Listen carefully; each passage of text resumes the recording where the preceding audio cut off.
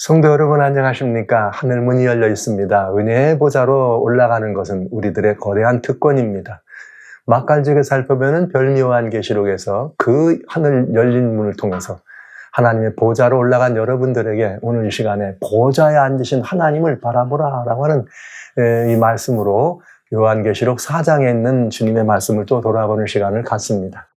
근데 요한계시록 4장에는 이후에 내가 하늘에 열린 문이 있는데 그 열린 문을 통해서 뭘 보는 거예요? 봤더니 보라 하늘에 보좌를 베풀었더라. 근데 오늘 이제 이 중요한 것은 뭐냐면 오늘은 보좌까지를 보았기 때문에 이제부터 오늘 볼 거는 그 보좌 위에 앉으신 이가 있더라. 그런데 앉으신 이의 모양이 벽옥과 홍보석 같고 또 무지개가 있어 보좌에 둘렀는데 그 모양이 녹보석 같더라. 이렇게 돼 있어요. 자, 하늘에 보좌가 있었습니다. 근데 그 보좌에 앉은 분이 계십니다. 여러분 아시는 것처럼 보좌는 중요한 의미가 있죠. 그러나 보좌보다 더 중요한 것은 뭐예요? 보좌 위에 누가 계시냐가 중요하죠. 근데 이 모습은 어떤 모습과 대비가 되느냐? 계시록 1장에 요한이 이 성령에 감동돼가지고 나팔소리 같은 소리가 나가지고 뒤를 돌아봤더니 누가 계세요? 인자 같은 이가 발에 끌리는 옷을 입고 계시더라. 근데 어디에 계셨어요? 촛대 사이에 계시더라. 근데 이번에는 그건 어디의 에피소드입니까? 땅의 일입니다. 교회는 땅에 있는 교회를 의미했습니다. 그런데 거기에 이 아시아에 있는 7교회를 돌보시는 예수님의 모습을 촛대 사이에서 보았는데 이번에는 이 계시가 어디서 진행되는 거예요? 하늘의 계시. 자, 종종 말씀드렸죠. 요한계시록은 양방향 계시다. 땅에 있는 에피소드가 있고 하늘에 있는 에피소드가 있다. 그런데 지금 어디에를 지금 본 거예요? 하늘로 이번에는 하늘에 올라가더니 이번에는 촛대가 아니라 보좌가 있더라. 근데 보좌에 누가 계시더라? 앉으신 이가 있더라. 그러니까 이건 촛대사에 서 계신 인자 같은 분과 그 다음에 이번에는 하늘 보좌에 앉으신 분이라고 하는 완전히 대비되는 이 두 모습을 볼 수가 있지요. 그런 촛대사에 있는 예수님을 통해서 보여주신 7교회의 모습과 보좌에 앉으신 하나님이 보여주는 7위는 어떤 모습의 차이가 있을까? 굉장히 흥미진진한 얘기가 되겠습니다. 자, 그런데 보좌에 앉으신 이가 있는데 앉으신 이의 모습이 이렇게 돼 있어요. 그러니까 이건 뭘 말하느냐? 보좌의 모양이 벽옥과 홍보석과 무지개로 이렇게 모양이 녹보석 같은 이게 아니고 앉으신 분의 모습이 이렇더라 이 말입니다. 자, 그렇다면 우리는 이제 이 모습들을 먼저 살펴볼 필요가 있죠. 그리고 이 모습을 살펴보는 것은 뭘 이해하는데 앞으로 나오는 인봉된 책을 얘기하는 7인이라고 하는 흥미진진한 주제를 이해하는데 매우 도움이 될 것입니다. 이미 말씀드린 대로 요한계시록에는 매우 중요한 이렇게 중요한 주제들이 있는데 7교회가 있고 7인이 있고 7나팔이 있고 7재앙이 있더라. 물론 새하늘과 새 땅은 마지막입니다. 그러나 이 모든 이 내용들은 반드시 그 전에 무엇이 있느냐? 교회에 대한 서문이 있고 인에 대한 서문이 있고 나팔에 대한 서문이 있더라. 그러면 또 대접에 대한 서문도 있겠죠. 그래서 이 서문을 먼저 살피고 서문을 꼼꼼히 살피면 그 안에 들어있는 내용이 무엇일지에 대해서 여러분들이 이해하시는데 훨씬 도움이 되고 속한 이해가 될 수 있다는 것이죠. 그러니까 두 개의 이 서문과 내용은 편지를 보내는 편지의 발신자와 그 편지 발신자가 어떤 내용을 쓰였다고 하는 것은 매우 밀접한 관계가 있는 것을 우리는 알게 되는 것이죠. 자, 그러면 이제 이런 의미에서 7인에 등장하는 서문에 나와 있는 보좌와 보좌에 앉으신 이가 어떤 분인가를 살피는 것은 아주 중요한 일이 되겠습니다. 그래서 이제 우리는 하늘 보좌에 앉으신 그 앉으신 이가 어떤 모습이었는가? 앉으신 이의 모양은 벽옥과 홍보석 같고 무지개가 있는데 보좌에 그 무지개가 둘렀는데 모양이 녹보석 같더라. 자, 이게 우리는 어떤 컬러나 아니면 색이죠. 여기 또, 그러나 여기 나오는 것은 보석에 빛나는 것은 색깔이라고 하지 않고 빛깔이라 그래요. 빛의 이야기를 우리는 하고 있는 것입니다. 그런데, 그저 우리는 이런 것들을 바라보면 문화적 이해, 우리들이 알고 있는 상식으로 무지개는 뭘 의미한다더라. 이런 것들로 이해하는 것은 때로는 잘못된 이 결론을 도출해낼 수가 있겠죠. 이 말은 무슨 말이냐? 성경은 무엇으로 해석하라? 성경으로 풀어보면 된다. 그러면 여기 앉으신 이의 모양이 나오고 이런 보석과 같은 모양과 이런 색, 이런 빛깔의 이런 빛의 이야기가 나왔다면 다른 성경에서는 뭐라고 얘기했을까? 여기 볼 수가 있습니다. 보좌에 앉으신 이의 모습을 바라보는데 보좌가 아니에요. 앉으신 이의 모습을 바라보는데 에스겔 1장에 보면은 에스겔 1장과 10장에는 특별히 그 보좌가 나오고 하나님의 형상이 거기 이렇게 들어있는 것을 우리가 볼 수 있습니다. 그런데 여기 보시면 에스겔 1장에 보면은 그 머리 위에 있는 궁창 위에 보좌의 형상이 있는데 모양이 남보석 같고 보좌의 형상 위에 한 형상이 있어 사람 모양 같도다. 지금 여기 보좌가 나오면서 형상이 계속 나와요. 그러니까 이건 뭐냐?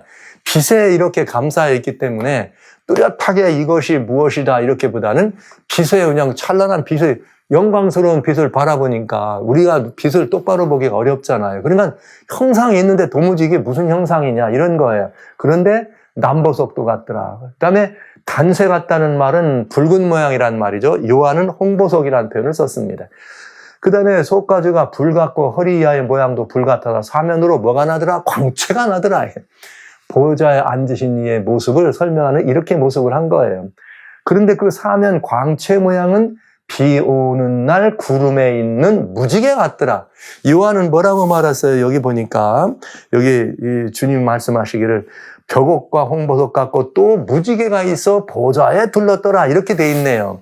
그러니까 지금 에스겔이 바라봤던 보좌의 형상과 요한이 본 모습은 똑같은 것을 본 것이 너무나 분명합니다. 그러니까 계시를 기록할 때 보면은 계시로 기록한 부분이 어느 위치에서 어떤 관점에서 봤느냐에 따라서 약간 이 모습이 좀 달라질 수는 있지만은 이건 뭐 너무나 똑같은 모습인 것을 우리는 알 수가 있겠네요. 네. 그런데 중요한 것은 여기 이렇게 돼 있어요.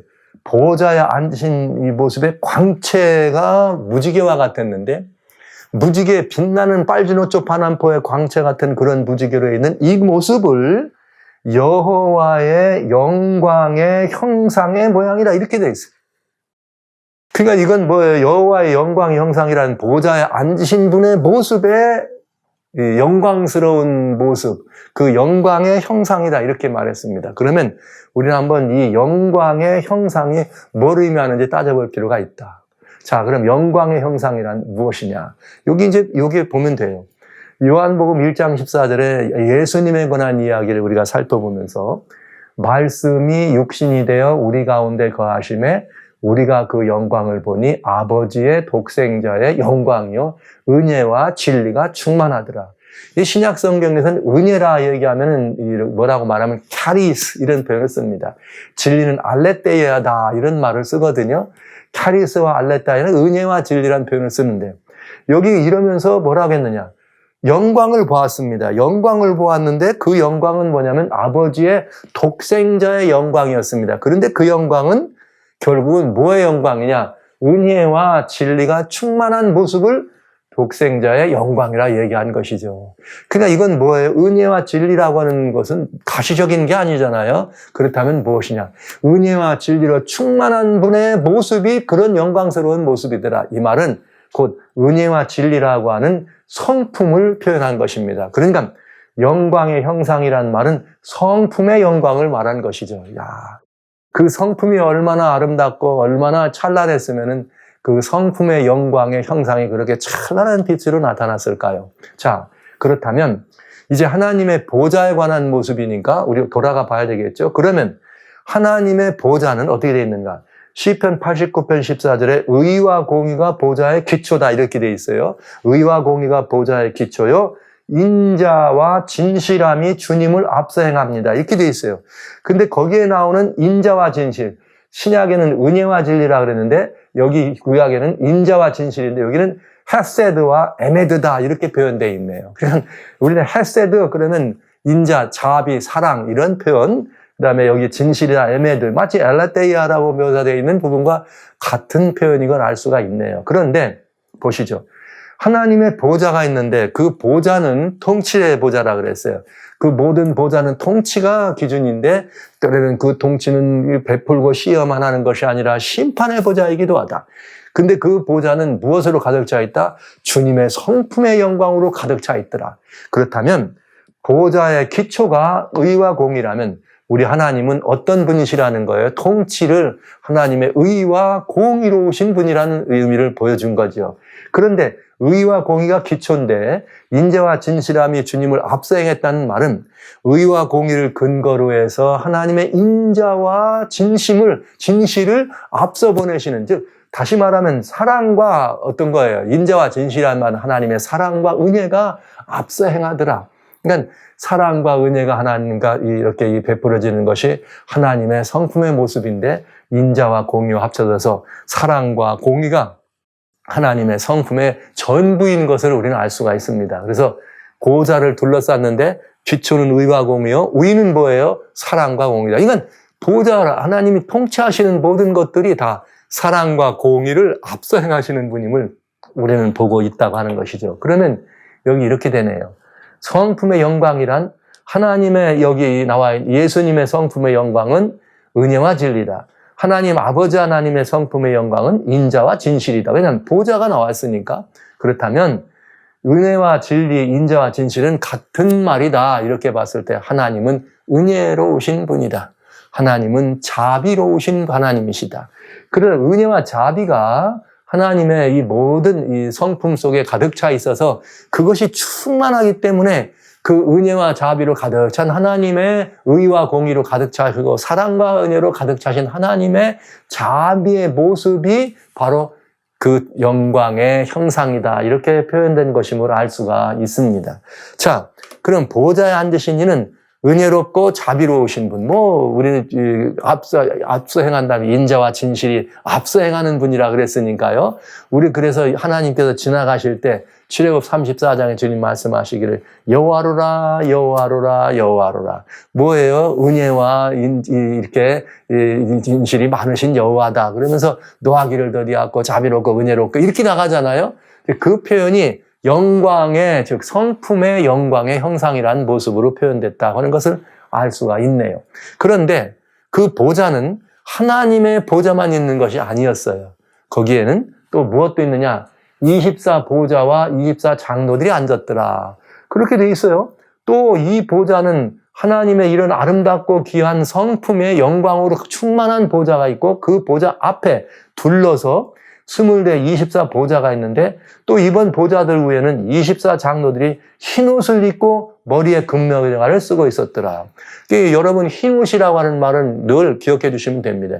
흰옷은 그리스도 예수를 영접했을 때 그 믿음으로 용서의 옷, 구원의 옷, 의롭다 하신 그 의의 옷을 입혔을 때, 그러니까 구원의 옷, 영생의 옷, 의의 옷을 입은 24장로가 있는데 놀라운 것은 하늘의 하나님의 보좌, 하나님은 하나님이시잖아요. 소위 말하면 신성이잖아요. 근데 거기에 누가 있는 거예요? 24장로. 24장로는 우리와 같은 인성 아닙니까? 그러면 여기서 우리 굉장히 중요한 걸 볼 수 있어요. 야, 하늘에서는 하나님의 신성과 우리들이 어떻게 할 수 있다? 인생이 하나님의 신성과 함께 마주할 수 있는 곳에 있다는 것을 알 수 있습니다. 그래서 이 복음의 목적을 성취할 때 우리는 베드로후서 1장 4절에 우리가 이런 모든 이 거룩히 지키 이런 약속을 우리에게 주님이 주신 이유는 우리로 하여금 세상에서 썩어질 것을 피하여 신의 성품에 참여하게 하려 합니다. 놀라운 이야기예요. 여러분, 성도라고 하는 그런 의미는 대단히 중요한 의미요, 대단히 중요한 이 보증이 언약이 있다는 말을 미리 보시면서 24보좌와 24장로들도 좀 따져봐야 합니다. 이게 이제 무슨 말이냐? 따져볼 필요가 있죠. 24장로는 누구냐? 보좌는 이제 그 왕의 자리고 앉을 만한 곳에 앉아 있는 거니까요. 24장로들이. 시편 68편 18절에 이미 주께서 높은 곳으로 오르시며 사로잡은 자를 끌고 선물을 인간에게서 또는 패역자 중에서 받으시니 여호와 하나님이 저희와 함께 거하려 하심이로다. 하나님이 인생과 함께 거하기를 원하셔요. 이것이 하나님의 소원이에요. 소원이. 그래서 하나님은 천지를 창조하시고 인생을 지으신 것입니다. 뭐 하려고요? 우리와 함께 거하려 하셨기 때문에. 그래서 이 구약의 이야기에 보면 성소를 지어라 내가 너희 중에 머물리겠다. 예수님 신약에서 임마누엘이라, 이 하나님이 우리와 함께 뭐 하신 분이에요? 하나님이 우리와 함께 하시는 분이다. 이렇게 하면서 하나님은 늘 우리와 함께 하시길 원하셨어요. 그런데 이런 예언을 하신 거죠. 주님이 높은 곳으로 오르시며 부활하시고 승천하실 때 얘기입니다. 사로잡은 자를 끌고 선물을 인간에게서 받았단 말은, 사로잡은 자는 주님이 오르실 때에 우리 인간 가운데에서 어떻게 이렇게 이 일부를 어떻게 했단 말이에요? 데리고 같이 오르셨다는 것이고, 그 이유는 하나님께서 우리를 함께 거하기 위해서 가셨다. 이 말을 사도 바울이 뭐라고 해석을 했느냐? 에베소 4장 7절로 8절에 우리 각 사람에게 그리스도의 선물의 분량대로 은혜를 주셨나니, 그러므로 이 성령에, 여기는 사로잡은 자를 끌고 선물을 인간에게서 받으셨다고 할 때, 그 다음에 그러므로 이르기를 그가 위로 올라가실 때에, 승천하실 때예요.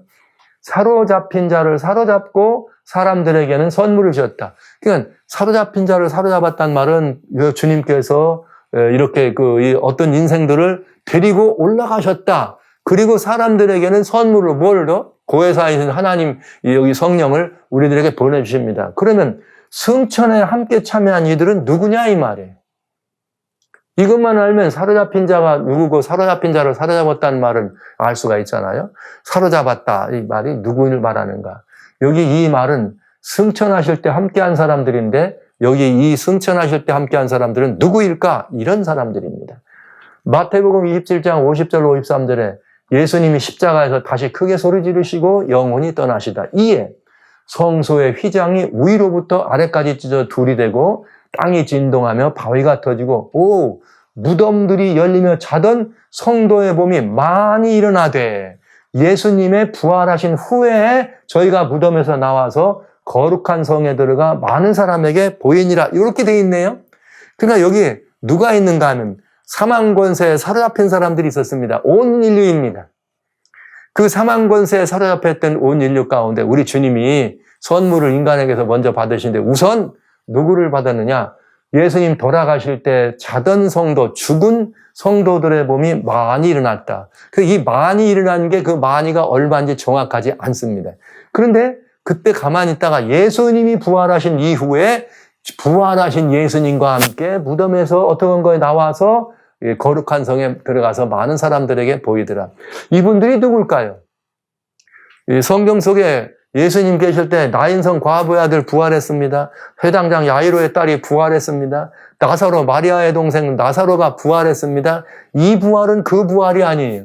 그건 주님이 권세와 권능으로 살았을 때 그를 일으킨 것이고, 그때 부활은 치료하신 것이, 치료하신 것. 그러나 이때 부활은 정말 부활이에요. 죄와 사망의 권세를 꺾고 일어난 부활. 사로잡힌 자를 사로잡으시는 그런 부활을 의미한 것을 알 수가 있네요. 그럼 이들이 많이라 그랬는데 많이가 얼마냐? 여기 성경이 나와 있는 모든 성경 66권의 내용을 살펴보면은 결국은 사로잡힌 자들 가운데 사로잡았던 사람들은 이들이었다. 근데 이들이 예수님과 같이 일어나시고 부활하였을 때 어떻게? 하늘에 함께 승천하신 분들이 분명하다. 사로잡힌 자들을 사로잡은 이들은 바로 이들을 말한다. 그런데 왜 24장로인가? 이유가 있죠. 24장로인 이유는 왜 그런가? 역대상에 보면 이제 다윗 임금이 이제 이 성전을 건축하기 전에 먼저 모든 제도와 이런 것들을 정비합니다. 그때 24장에 특별히 1절에 보면부터 2절에 아론의 반차가 이러하다. 즉 대제사장 아론 아닙니까? 즉 제사장의 반차가 이러한데, 아론의 아들은 나답과 아비후와 엘르살살과 이다말이라. 그 다음에 나답과 아비후는 성전에서 잘못해갖고 먼저 죽소. 그 다음에 엘르아살과 이다말이 제사장의 직분을 이행하였더라. 그러면서 이제 이 계보를 통해서 제사장 이 계보를 이렇게 뽑습니다.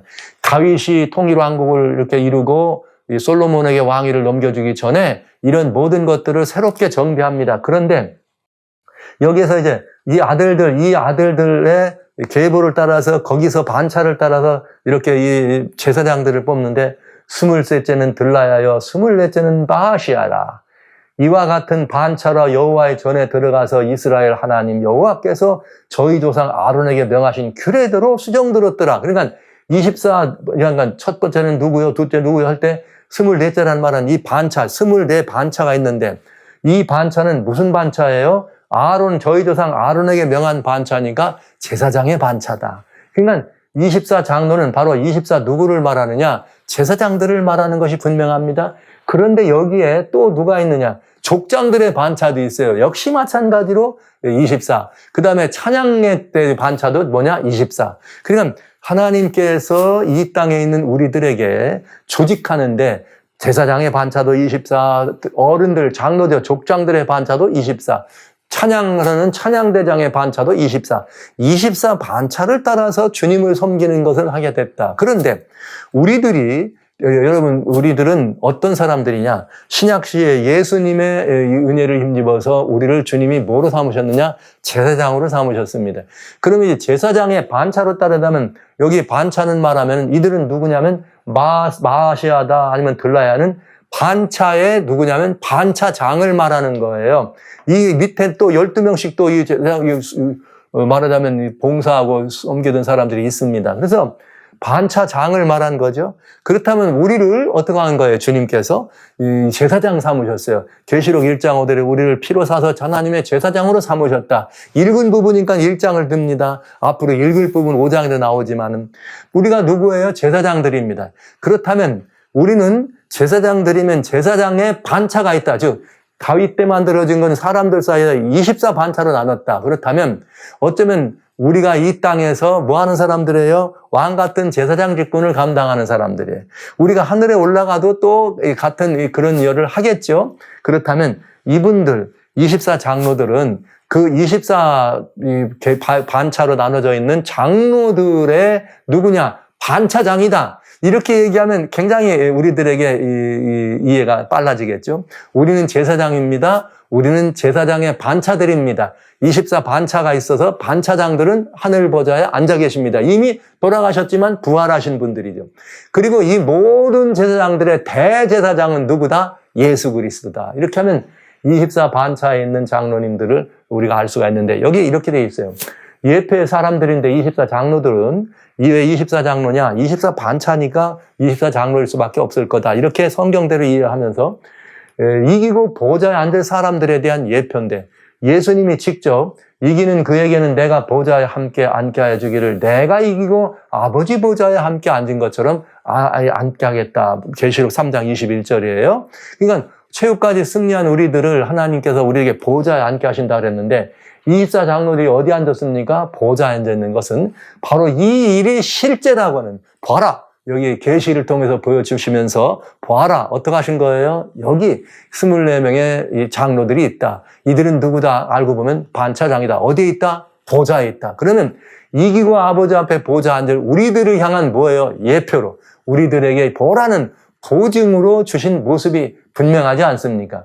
그래서 여기 보시면 계시록 20장 4절에 이렇게 답이 나옵니다. 나중 얘기예요. 내가 보좌들을 보니 거기에 앉은 자들이 있어. 보좌에 둘러 24 장로의 보좌가 있는데 또 이번에 보좌들을 보았더니 거기에 앉은 자들이 있어서 심판하는 권세를 받았더라. 정말 보좌 맞네요. 무슨 심판이냐?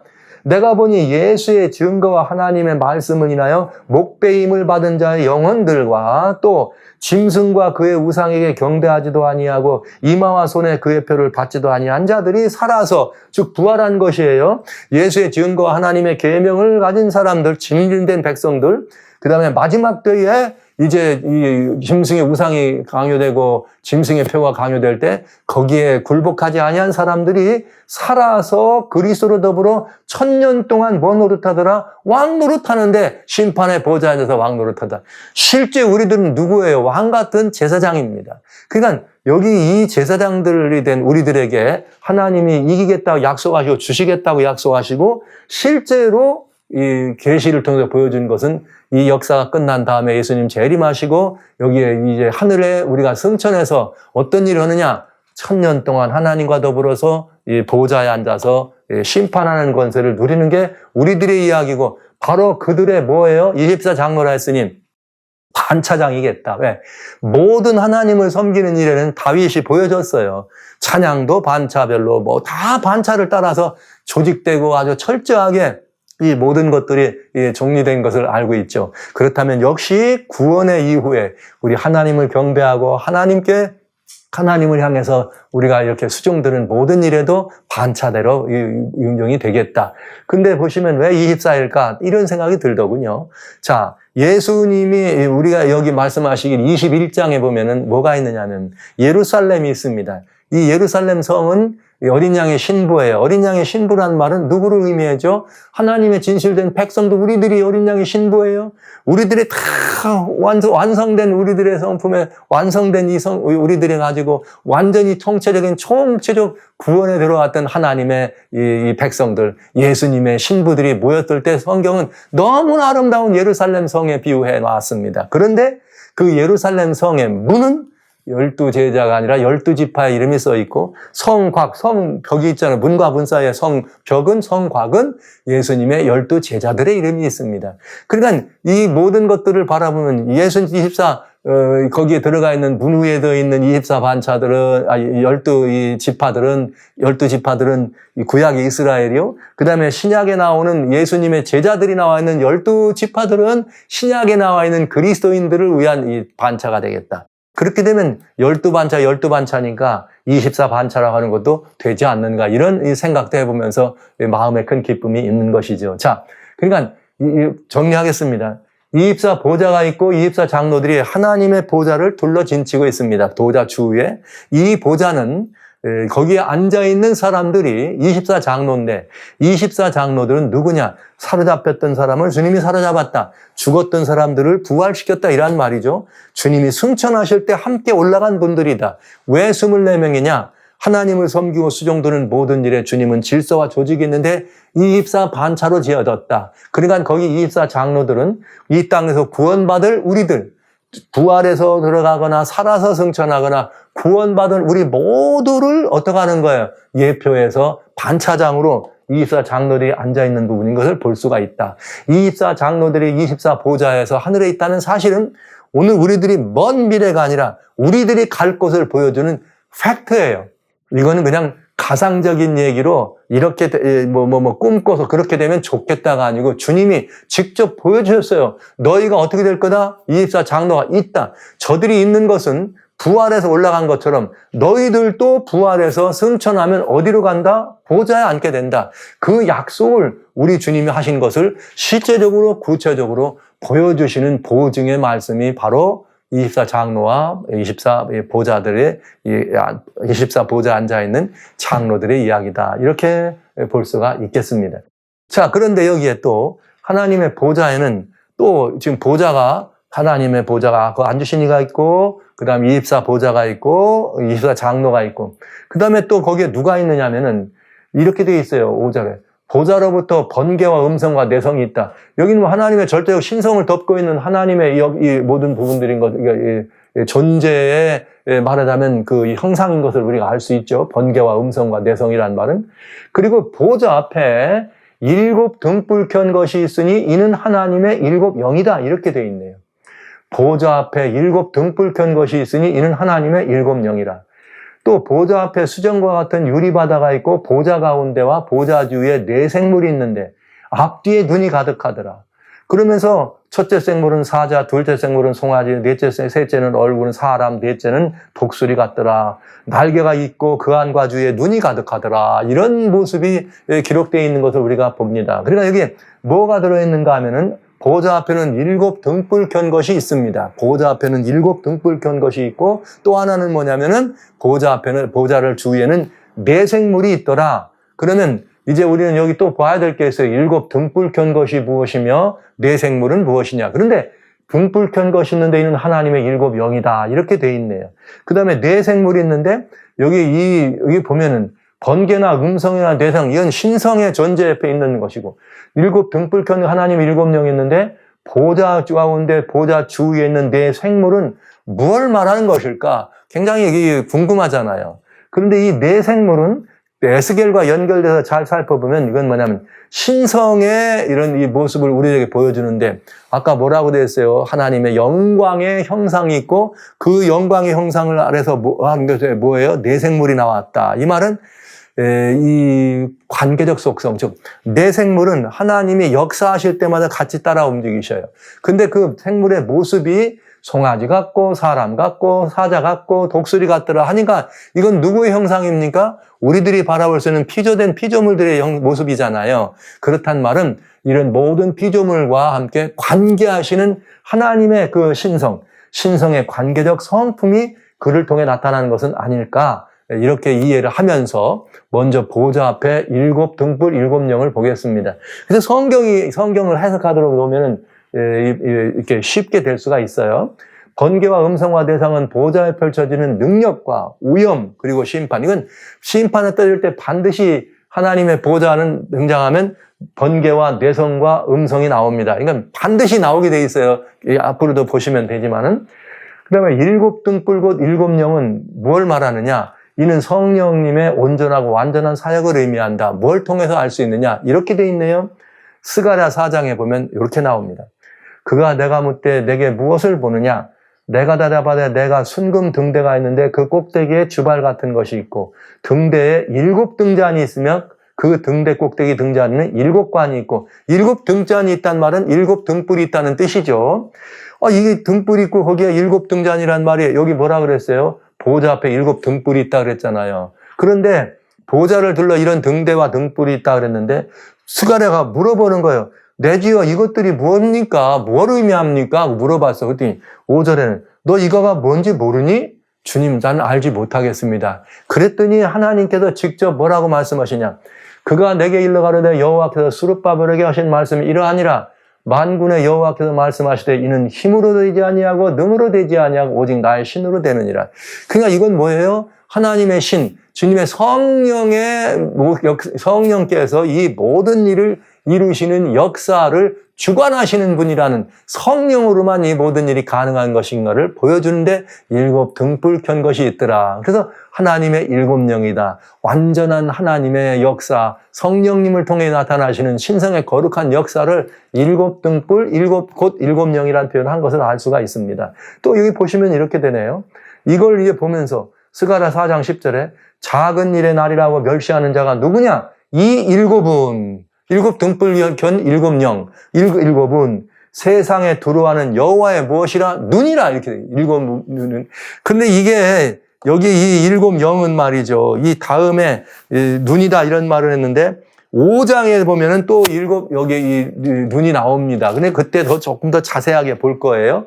자, 여호와의 눈이다. 그런데 이건 뭘 말했어요? 그러니까 온 땅에 두루 행하는 여호와의 눈이다. 이 말은 7이라는 수는 완전한 이 수를 의미하면서 하나님의 성령께서 여호와의 신이 온 땅에 두루 다니시면서 하나님의 신성에 뭘로요? 이렇게 현현으로 역사를 이루시는 성령님의 권능의 역사이고 온전하시고 완전하신 성령의 역사인 것을 알 수가 있는 것이죠. 그래서 온 땅의 모든 걸 살피고 하나님의 뜻을 이루고 심판과 정결케 하시는 사역을 온전히 수행하는 성령의 사역임을 보여주고 있다. 여기 이렇게 알 수가 있네요. 그래서 보좌 앞에 7 등불은 7 영인데 이 7 영은 온 땅에 두루 행하는 여호와의 눈이다. 그리고 아까 말씀하신 것처럼 이 7 등불은 뭐라? 오직 나의 신으로 되느니라. 하나님의 성령님을 의미한다고 하는 것을 알 수가 있네요. 그러면 이제 보좌 주위에 있는 네 생물을 볼 필요가 있네요. 네 생물은 뭐냐?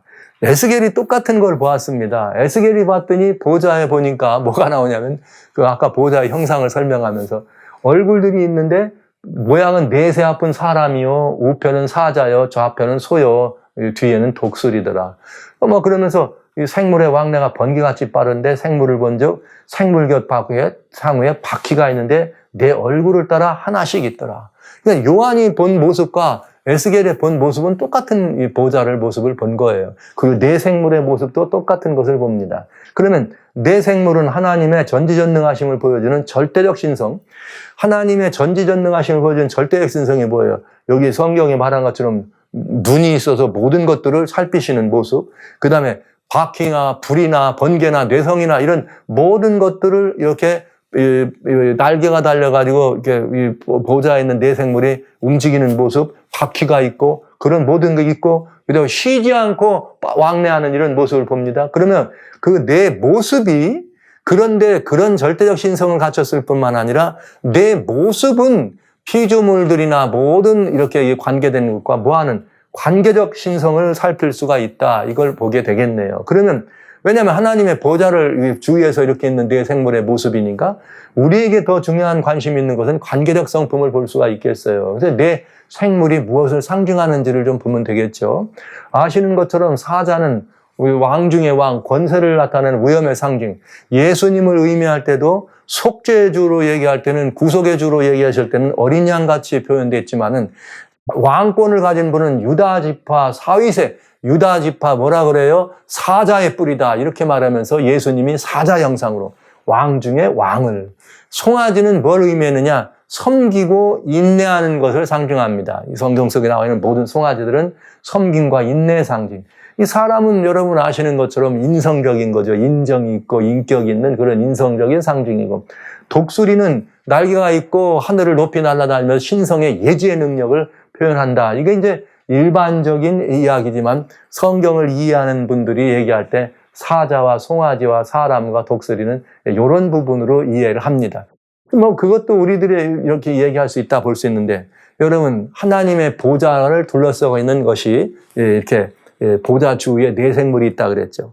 그런데 이 하나님의 보좌가 이 땅 위에 상징적으로 보여진 것이 있습니다. 그거는 성막 안에 있는 성소라고 하는 큰 이스라엘 사람들이 섬겼던 이 제도가 있죠. 성소 제도가. 그 안에 성소 안에는 성막이 들어있어요. 이게 이제 울타리고 성막 울타리에 성막이 있는데, 성막이 두 칸으로 성소와 지성소가 나눠지는데, 이 지성소 안에는 하나님의 언약궤가 있고 그 위에 보좌를 상징하는 세키나의 영광이 있는 보좌를 상징하는 모습이 있습니다. 그런데 이 하나님께서 출애굽 25장 8절에 내가 너희 중에 머물게다. 즉 이 말은 하나님이 우리 가운데 보좌를 이렇게 앉히시겠다 이 말이죠. 그런데 놀라운 이야기입니다. 이스라엘 백성들이 이 성소를, 즉 성막을 중심으로 살았습니다. 그런데 여기 민수기 2장에 보면 이 성막을 살 때 그 성막에 아무렇게나 중심에 산 것이 아니에요. 성막의 동편 해 뜨는 곳에는 유다 자손이 거기다 진을 쳐라. 그러면서 유다 자손의 군호, 기호가 사자입니다. 그리고 유다 자손과 연결돼서 여기 세 지파가 있고, 성막의 앞에는 르벤 자손이 르벤 지파가 있어라. 르벤 지파의 기는, 군호기는 사람의 얼굴 모습입니다. 그리고 여기 르벤 지파와 다니는 또 다른 세 지파가 들어있고, 이 성막의 맨 이렇게 해 지는 저기 반대쪽이죠. 쪽에는 뒷판 해 지는 쪽에는 송아지를 상징하는 에브라임 지파가 자리를 합니다. 그러면서 이 성막의 맨 뒤에 북쪽에는 또 단 지파가 자리하는데, 단 지파는 그 상징이 뭐로 되어 있느냐? 독수리로 되어 있습니다. 여러분 놀랍지 않아요? 하나님의 보좌가 이 땅에 자가 있는 보좌의 미니어처가 성소고, 성소 안에 있는 지성소의 보좌의 미니어처가 있는데, 이 지성소를 중심으로 이스라엘 사람들이 살 때 이스라엘 사람들이 누가 돼서 온 인류를 향해서는 하나님의 제사장 권석이 돼가지고 하나님의 뜻을 펼치는 사람들이에요. 그런데 그들의 모습이 어떤 모습이에요? 사자와 사람과 독수리와 송아지의 모습을 가진 이 지파들을 중심으로 보좌를 둘러 진치고 있었다. 마치 이건 뭘 보시는 것 같아요? 하나님의 보좌의 그 주위에 있는 네 짐승의 모습을 보시는 것 같잖아요? 보는 것 같지 않아요? 자, 이런 모습을 우리는 보게 되는 것이 절묘한 유비가 아닙니까, 여러분? 그러니까 하늘 보좌에 있는 내 형상에 대해서 오해할 이유가 없습니다. 아하, 이렇게 하나님이 우리들과 함께 같이 머물기를 원하시는구나. 그리고 이런 모습들을 통해서 뭐 하는 거예요? 하나님이 우리와 교통하시고 관계하시는 하나님의 모습임을, 그런 인격적 하나님의 모습임을 우리는 여기서 본다는 것이죠. 그래서 여기서 이런 모습을 우리가 조금 더 이렇게 보면, 이번에는 예수님 이야기. 이어서 성경의 66권 가운데 예수님의 생애에 대해서, 그분의 탄생과 죽으심과 부활하시고 여기까지 이렇게 모든 것들이 자세히 들어있는 네 복음이 있습니다. 근데 이 사복음서를 보면요, 이 사복음서가 구성이 어떻게 되느냐? 마태복음, 마가복음, 누가복음, 요한복음이 되어 있어요. 그런데 자세히 보면 마태복음은 왕의 계보로 예수님이 오셔. 그래서 이스라엘의 왕으로 오신 예수님입니다. 그래서 왕의 계보를 중심으로 이스라엘 하나님이 마태복음에는 예수님의 왕이신 예수님에 대한 모습을 보여주고 있다. 마가복음은 예수님이 뭘 보여주는가? 여러분 사복음 가운데 가장 예수님이 이적을 많이 행하신 기록이 다 짧은 성경이지만 마가복음 속에 제일 많이 들어있어요. 그러니까 예수님은 그냥 바로 시작하자마자 예수님의 사역부터 시작합니다. 고치고 치료하시고 방문하시고 위로하시고 복음을 전파하신 뭐같이 종으로 오셔서 섬기는 종된 예수님이에요. 누구처럼? 여기 섬김의 종, 송아지가 사람들을 그 큰 송아지가 섬기는 것처럼 섬김의 종. 누가복음은 어떤 얘기냐? 뭐 사복음서가 다 세 사람이 다 유대 백성이었지만 누가는 유대인이 아니죠. 시리아 안디옥 사람입니다. 의사였습니다. 그러면서 이는 뭘 늘 뭐인가? 예수님의 인자 예수님. 인자로 오신 예수님을 중심으로 이렇게 표현된 것을 보습니다.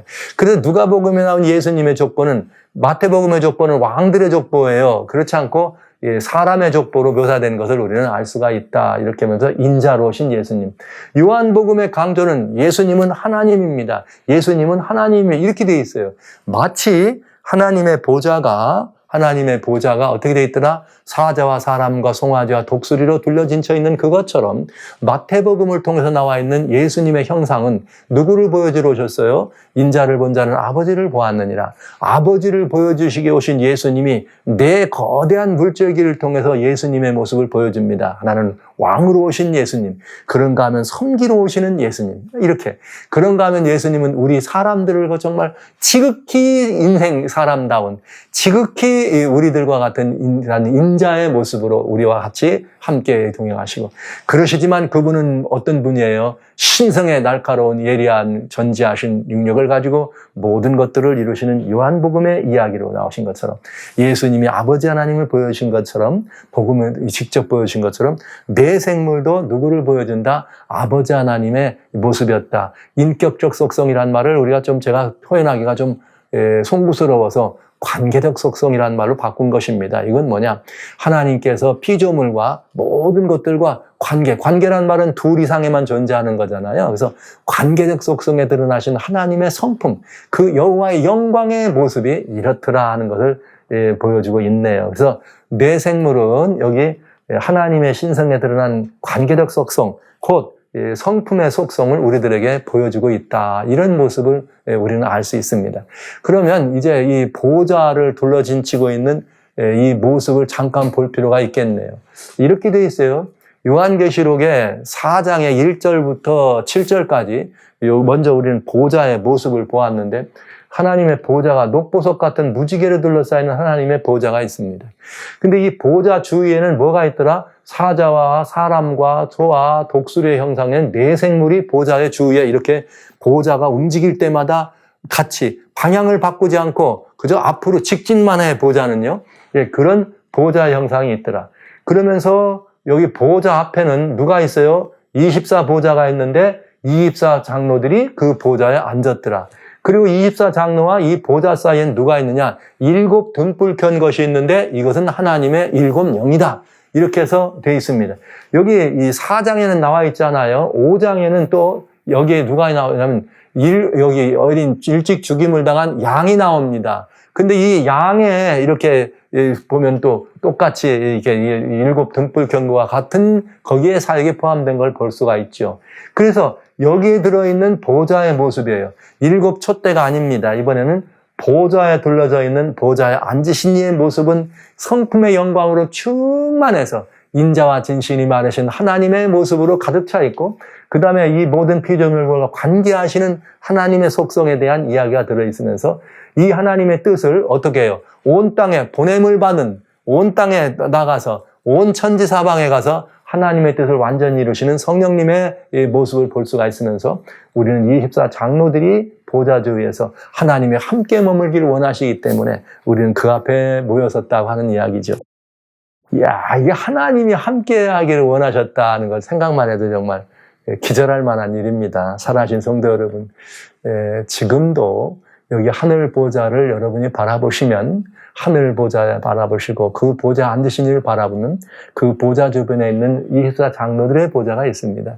여러분과 제가 이 어느 장로들의 반차에 따라서 바늘에 들어가서 결국은 나중에 여기에 정말 이렇게 구원받은 모든 사람들이 함께 보좌에 앉을 때 하나님과 함께 섬기는 그 자리에 들어갈 수밖에 없는 놀라운 영광이 예비되었다는 사실을 생각하시면서, 야, 이 이야기가 뭘 통해서 우리들에게 전달될까요? 인봉된 책을 통해서 전달되지 않겠어요? 자, 이제 이렇게 돼 있는 보좌 형상에서 여기 24 장로나 여기 네 생물들이 하는 일이 있어요. 24 장로와 네 생물이 하는 일은 무엇일까? 이것이 이제 또 요 8장부터 이게 4장 8절부터 나오는데 그 시간은 이제 다음 시간에 보도록 하고요. 오늘 이 시간에는 여기까지. 하나님의 보좌가 있습니다. 보좌에 앉으신 아버지의 모습이 인자와 진실이 많으신 모습으로 빛나는, 얼마나 인자와 진실로 충만하면 그 영광의 형상이다, 이렇게 말씀하실 수 있을 만큼 그런 하나님이 우리와 함께 머물기를 원하셔서 그 보좌 앞에 우리 죽음 가운데에서 부활해서 예수님 승천하실 때 함께 올라가 이미 지금 하늘에 앉아 계신 우리들이 거기에 앉을 거라는 사실을 보여주시는, 이렇게 될 거야 하는 것을 미리 보여주시는 증표로, 보증으로 이 앉아 계신 24 장로들이 있다는 사실을 우리는 기억하면서, 그러면서 어떤 교통이 이루어져요? 여기 사자 같은, 소 같은, 사람 같은, 독수리 같은 이런 하나님의 그런 그 관계적 승성과 함께 신성과 더불어서 함께 교통하는 너무나 아름답고 복된 내일이 우리들을 향해 펼쳐져 있습니다. 그러나 이것을 지금 보여주신 것은 먼 뒷날의 얘기가 아니라 지금 우리는 이 보좌를 바라볼 수가 있다. 하나님의 보좌를 바라보면서 살아가신 성도 여러분, 형제자매 여러분, 저 자리가 바로 내가 올라가 섬겨야 될 바로 그 보좌를 의미하는구나, 이렇게 생각하시면서 하나님의 보좌에 여러분들을 정말 시선을 고정하시고, 이제는 하늘 문이 열렸습니다. 열린 문을 통해 우리는 보좌를 봅니다. 그러나 보좌보다 더 중요한 것은 보좌에 앉으신 분입니다. 사랑하는 성도 여러분, 보좌에 앉으신 그분, 우리들의 하나님을 여러분들 계속해서 바라보실 수 있는 축복된 그런 일상이 되기를 간절히 소원합니다. 24 장로가 어떻게 하는 거예요? 하나님이 저희와 함께 머물기를 원하셔서 어떻게 한 거예요? 승천하셨던 것처럼 하나님이 우리와 함께 머물기를 원해서 우리를 위해 마련해 놓으신 보좌가 있다는 사실을 기억하시면서 오늘 하루, 또 내일, 또 모레 주어지는 모든 시간 동안 우리는 왕같은 제사장으로서 하나님 앞에 머물러 살 수 있는 이 일을 기억하면서 열린 하늘문을 통해서 보좌를 바라보시고 보좌에 앉으신 이를 정말 항상 바라보시는 여러분과 제가 되었으면 참으로 좋겠습니다. 여러분 모두를 그 복된 자리에 초청합니다.